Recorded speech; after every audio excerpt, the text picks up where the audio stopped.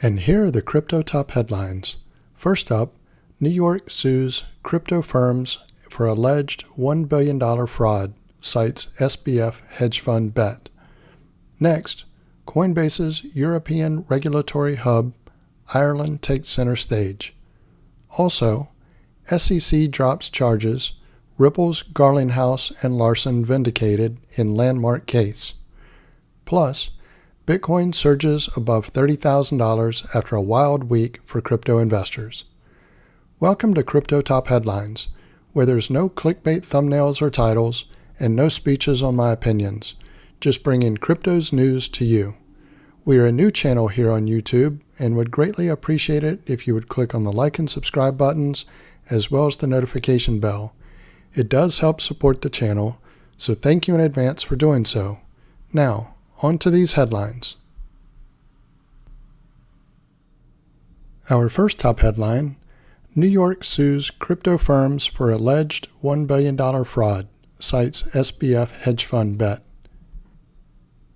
Crypto firms Digital Currency Group and Gemini defrauded more than 230,000 investors out of a collective $1.1 billion, New York State prosecutors said in a lawsuit filed in Manhattan Thursday. They cited a series of missteps, including failure to adequately manage the risk associated with exposure to Sam Bankman-Fried's bankrupt and allegedly fraudulent crypto trading firm.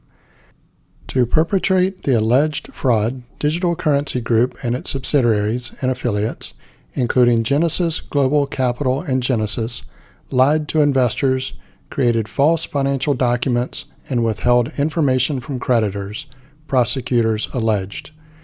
Genesis was once the flagship of crypto mogul Barry Silbert's empire. An over-the-counter trading desk, prime brokerage and lender, it collected crypto from its customers and lent it out to other parties, reaping profits from the interest it charged its clients. For a time, it was very lucrative until crypto hedge fund Three Arrows Capital defaulted on its loans and sent much of the crypto world into tumult. In a statement, DCG said it had been cooperating with the New York State probe for months in an open and transparent manner. Genesis and DCG have since acknowledged their significant exposure to Three Arrows, or 3AC. But New York prosecutors alleged that Genesis both failed to audit 3AC properly for more than 2 years, and that when 3AC collapsed, Genesis and its parent company, DCG, conspired to conceal details of the crisis from investors and the public. Those investors included Gemini, which was founded by Cameron and Tyler Winklevoss, and its customers. Gemini operated a high-yield program called Gemini Earn, which allowed retail customers to hand over their crypto to Gemini in what was described as a low-risk model, prosecutors said. Gemini would then give Genesis that customer crypto for further lending, collecting a slice of Genesis's interest. The program launched in February 2021, while interest rates were still depressed and many investors were hunting for yield. One of Genesis's biggest counterparties was Sam Bankman-Fried's trading firm Alameda Research. By extension, prosecutors say that meant that Gemini also had exposure to Alameda, and allegedly they knew that. New York prosecutors in the same suit accused Gemini of failing to address the risky exposure it had to Bankman-Fried's Alameda Research through its relationship with Genesis. Gemini conducted risk analysis on Genesis's loan book that allegedly showed a major exposure to Alameda, as high as 60% at one unspecified point, and revised Genesis's internal creditworthiness to junk status, according to prosecutors. But in spite of those internal analyses, prosecutors say that Gemini didn't end its significant exposure to Genesis and Bankman-Fried, despite one Gemini board member comparing Genesis' financial condition to that of Lehman Brothers before its collapse. New York prosecutors are seeking to permanently bar Gemini, Genesis, DCG, Silbert, and various executives from securities and commodities work within New York, as well as restitution and disgorgement. Hardworking New Yorkers and investors around the country lost more than $1 billion because they were fed blatant lies that their money would be safe and grow if they invested it in Gemini Earn, New York Attorney General Letitia James said in a statement. Instead, Gemini hid the risks of investing with Genesis, and Genesis lied to the public about its losses. It isn't the first time that James has targeted crypto firms. Earlier this year, her office sued Alex Mashinsky, the former CEO of bankrupt crypto exchange Celsius, alleging he defrauded hundreds of thousands of investors.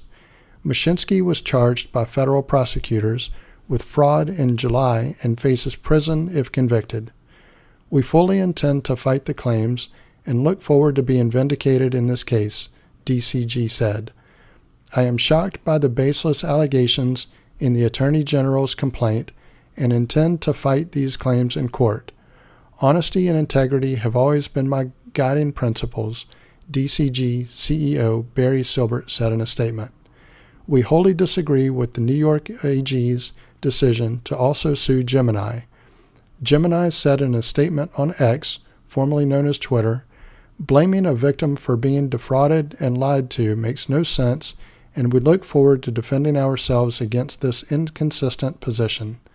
The suit confirms what we've been saying all along, that Gemini Earn users and other creditors were the victims of a massive fraud, the company added.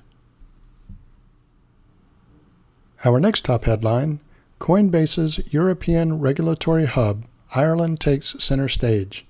Coinbase established its Dublin office back in 2018. Amidst mounting regulatory threats on the home turf, Coinbase has announced its intention to locate its EU MiCA hub in Ireland, citing a supportive political environment for fintech companies. The latest move is part of Phase 2 of its highly ambitious Go Broad, Go Deep international market strategy, for which Coinbase has revealed having several plans afoot in other EU countries across 2024, including its recent announcement about a regional talent hub in Germany. Coinbase's strategic Ireland expansion. Coinbase said that choosing Ireland as its EU MiCA hub is expected to allow the firm to optimize its current operations and expand strategically across all 27 European member nations. This move will expedite the exchange's mission of introducing the next billion individuals to cryptocurrency, all while upholding the security of consumers' assets and emphasizing regulatory compliance, according to its latest blog post. Coinbase has formally applied for a license under the EU's upcoming Markets in Crypto Assets, or MiCA, regulation, scheduled to take effect by December 2024. The application was submitted to the Central Bank of Ireland. Since 2018, Coinbase has maintained an office in Dublin with approximately 100 employees.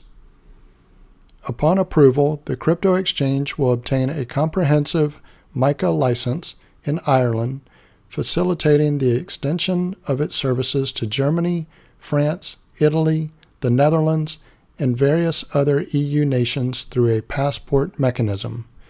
Mary Buckley, Executive Director at IDA Ireland, commented on the development. We welcome Coinbase's intention to locate its European MiCA hub in Ireland, subject to CBI approval. This will build on the company's existing presence here and signals Ireland's attractiveness as a location for global financial services, a sector that continues to be a priority for IDA Ireland. Coinbase expressed its anticipation of collaborating with the Central Bank of Ireland during the MiCA authorization procedure. Europe expansion.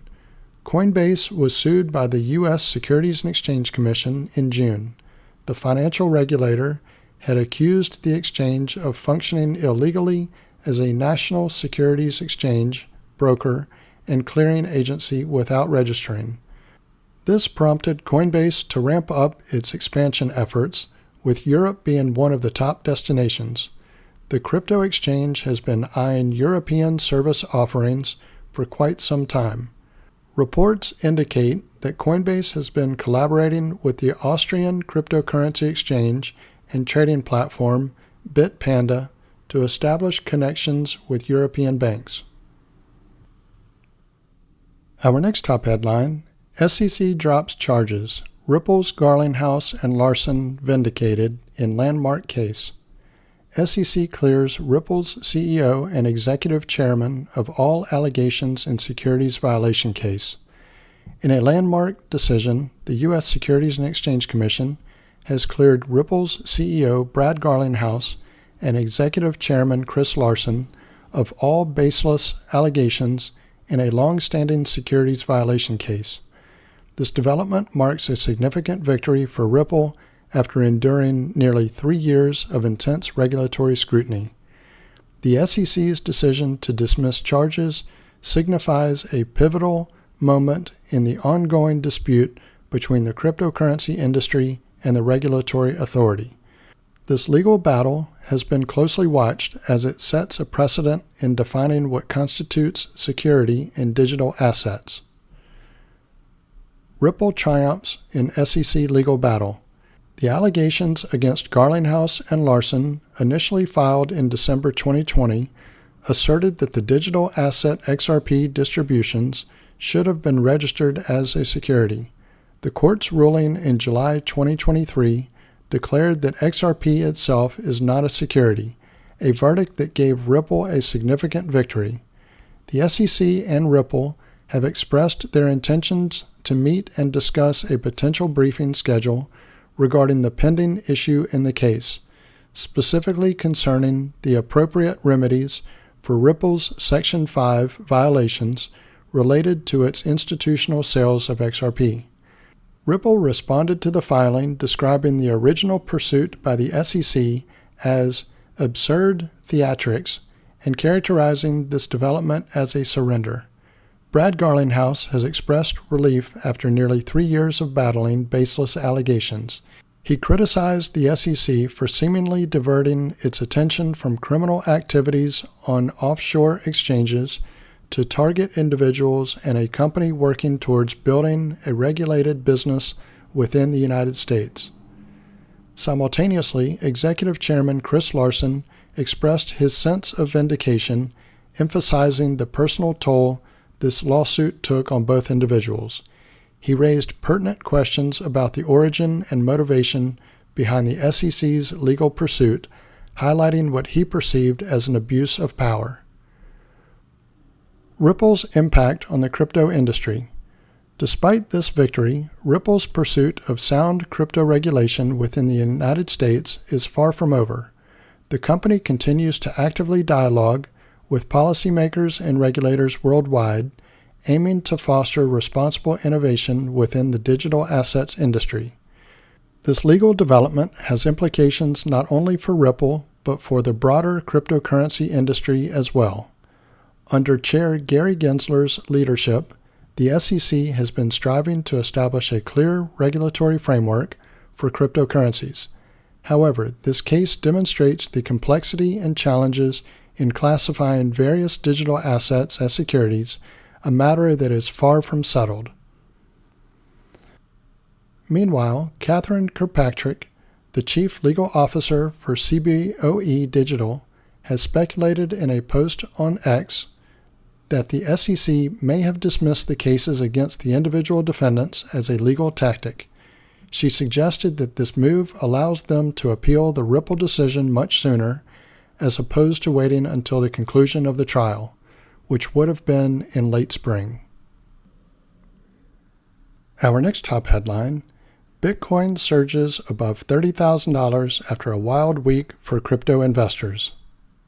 Bitcoin briefly surged above $30,000 Friday after the Securities and Exchange Commission dropped legal charges against 2 cryptocurrency executives from Ripple Labs, another victory for the industry as it fights regulatory threats on several fronts.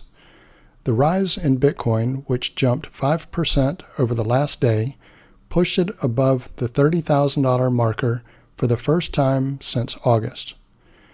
Other digital assets also pushed higher, including the XRP token issued by Ripple.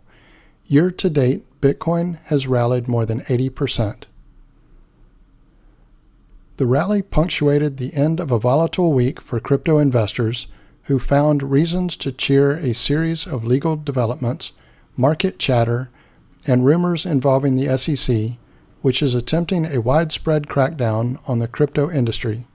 The regulator has sued a number of big players, including Coinbase and Binance. The first development came last Friday when media reports suggested the SEC wouldn't appeal a court ruling that improves the chances that asset manager Grayscale Investments will be able to launch a spot Bitcoin exchange-traded fund. Asset managers have for years been trying to convince the SEC to approve a spot Bitcoin ETF, which would allow investors to get exposure to the world's largest cryptocurrency without having to own it. The SEC had denied the various applications, arguing the products were vulnerable to market manipulation. Once the SEC announced that they would not be pursuing an appeal, we saw a very compelling bid. Sean Farrell, a digital asset analyst with Fundstrat, told Yahoo Finance. Then on Monday, a rumor circulated that giant money manager BlackRock had received the new SEC approval for a spot Bitcoin ETF and that pushed Bitcoin near $30,000. Prices pulled back when BlackRock denied it.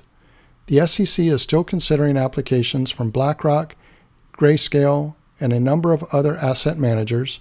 Investors expect the agency to rule on the applications by January 10th. The time is right for a spot Bitcoin ETF, Bitwise Chief Investment Officer Matt Hugin said on Yahoo Finance Live earlier this week. Bitwise is among the companies seeking SEC approval. The SEC has previously been worried about market manipulation, about a lack of maturity in the market, but the Bitcoin market of today is not the Bitcoin market of a few years ago. The new rally in digital assets over the last 24 hours was triggered by an SEC decision on Thursday to dismiss its charges against Ripple co-founders Brad Garlinghouse and Chris Larsen, who were sued for helping Ripple sell XRP. SEC has argued that the sale of the token amounted to a violation of U.S. law because XRP was not registered as a security with the SEC. The U.S. judge overseeing the case, Annalisa Torres, resolved some claims against the executives and Ripple in mid-July when she ruled that XRP was not a security when it was purchased by the general public. But she also partly ruled in the SEC's favor by stating that XRP was in fact a security when sold to institutional investors. She later rejected an attempt by the SEC to appeal her split ruling. The SEC's claims against Garlinghouse and Larsen over the sale of XRP to those investors were still scheduled to be tried before a jury, but the SEC said Thursday it no longer wanted to pursue those charges. The SEC asked the court to give the agency 3 weeks to confer with Ripple in the hope of establishing a financial settlement tied to its sale of XRP to institutional investors. The SEC declined comment. So this concludes our top headlines. If you haven't already done so, don't forget to click on the like and subscribe buttons, as well as the notification bell. Also, leave your thoughts in the comments and share this video with your friends and family. Thank you all for watching Crypto Top Headlines, bringing crypto's news to you.